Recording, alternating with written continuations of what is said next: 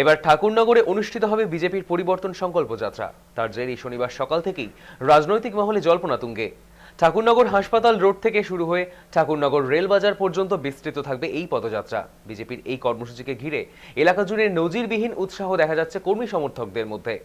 এই কর্মসূচিতে উপস্থিত থাকবেন অভিনেতা ও বিজেপি নেতা মিঠুন চক্রবর্তী, রাজ্য বিজেপির সভাপতি শ্রমিক ভট্টাচার্য, কেন্দ্রীয় মন্ত্রী শান্তনু ঠাকুর সহ বিশিষ্ট নেতৃত্বরা।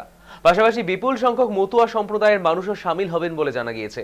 অনুমান, মুখ্যমন্ত্রী মমতা বন্দ্যোপাধ্যায়ের সাম্প্রতিক কর্মসূচির পাল্টা হিসেবেই বিজেপির এই পরিবর্তন সংকল্প যাত্রা।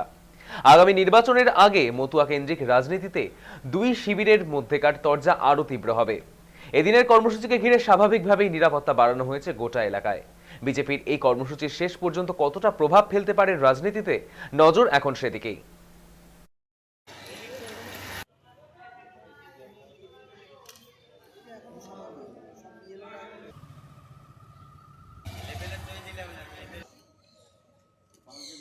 না না ওকে আর দেবই না, আমার এখন টাকাই দিল।